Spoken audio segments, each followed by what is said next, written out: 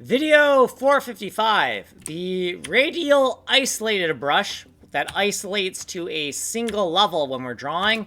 It needs some work and the rotation is off and we're working on fixing that. In the Mermaid function section, we have added a helper function. So auto tile method flags within a U32 binary tile, rotate it by a direction. So this is our binary tile, and we're going to rotate it either clockwise or counterclockwise, depending on if this is a positive or negative 1.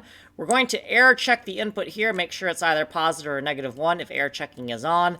And then this section here, pasted from 435.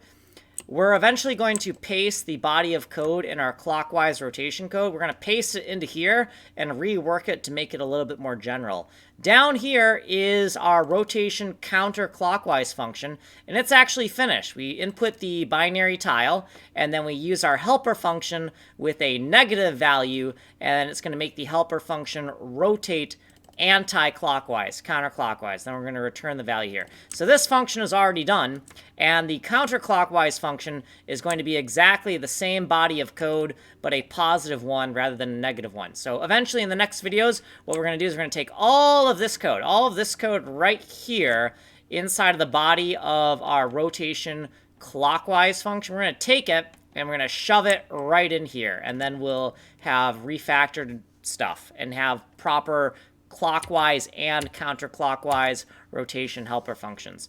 Here's what we did previously. Here's some footnotes. Here's what we did in this video.